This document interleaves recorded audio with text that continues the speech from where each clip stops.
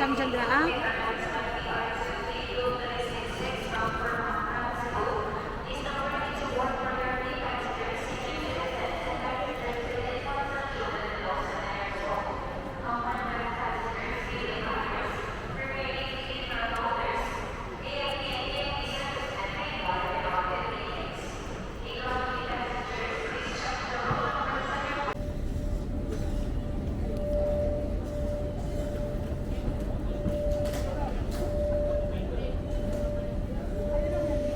Good morning, tayo ay nakabalik na dito sa Manila. Nandito na tayo ngayon sa Terminal 2. Antayin ko na lang po ang aking dalawang bag kasi hindi ko pa nakita sa monitor, so mag-aantay pa tayo dito. Bumili pala ako ng pomelo doon sa airport mismo ng Davao.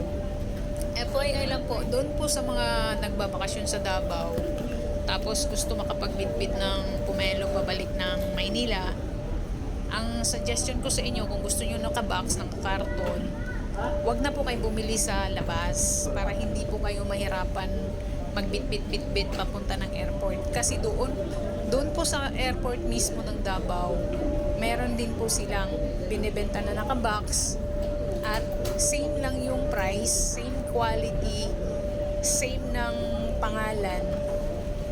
Tsaka napaka-convenient pa kasi nasa loob na ng airport. Pag nag-boarding kayo, pwede nyo na pong bitbitin doon. Bali yung isang box na yon nasa 5 kilos ang laman. Yung bigat niya, 5 kilos. Basta same lang po yan ng quality. Kumbaga, tip ko lang sa inyo. Kasi nakikita ko po kanina yung iba. Daming bitbit na mga nakabox. Pagbaba ng taxi, parang hirap na hirap sila. Kaya naisip kong i-suggest dito sa vlog ko. Ayan, wala pa rin po yung aking bagahe. Ako ay mag-monitor muna dito sa kanilang screen.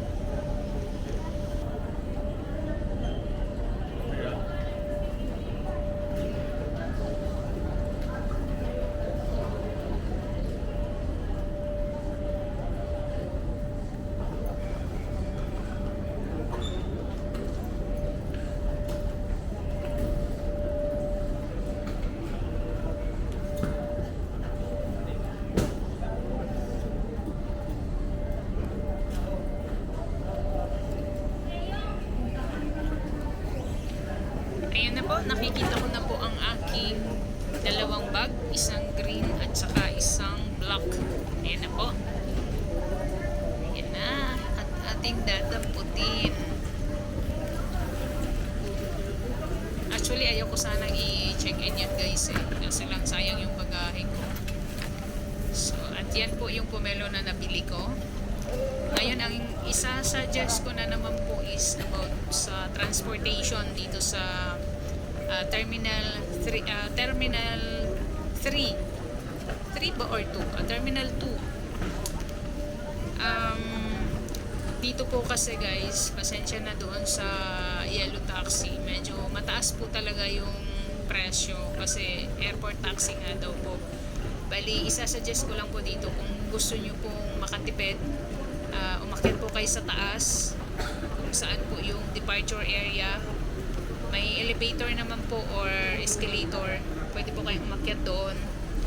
Doon po sa taas nandun po yung mga regular taxi na tama po, ano lang, kumbaga sakto na pamasahe na araw-araw kasi hindi naman po lahat ng sumasakay ng aeroplano ay mapera.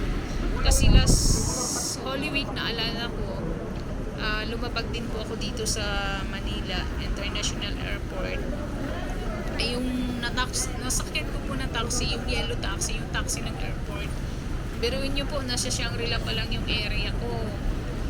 Nasa 1,000 na yung aking metro. So ang ginawa ko, sabi ko na lang sa driver, sabi ko, kuya, ibaba mo na lang ako dyan sa Shangri-La kasi may dadaanan ako. Pero actually, wala akong dadaanan.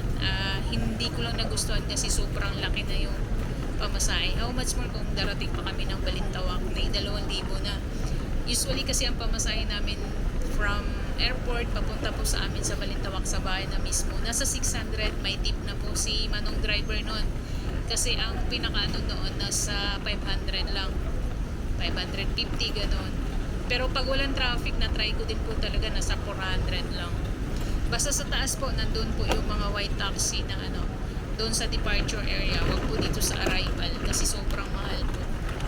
Sana po makatulong doon sa mga makapanood dito na nagbabiyahe.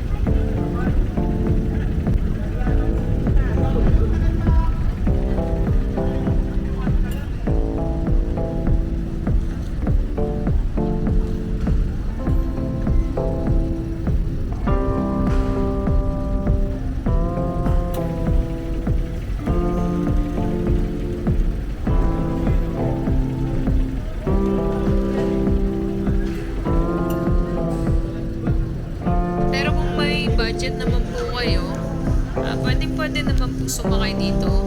Convenience lang naman kasi dito. Paglabas na paglabas mo sa sa arrival area, natulak mo lang yung card mo papunta dito sa terminal, hindi ka na akyat-akyat. Yun lang ang lamang. Pero yun nga lang, gaya ng sinasabi ko po, mataas po yung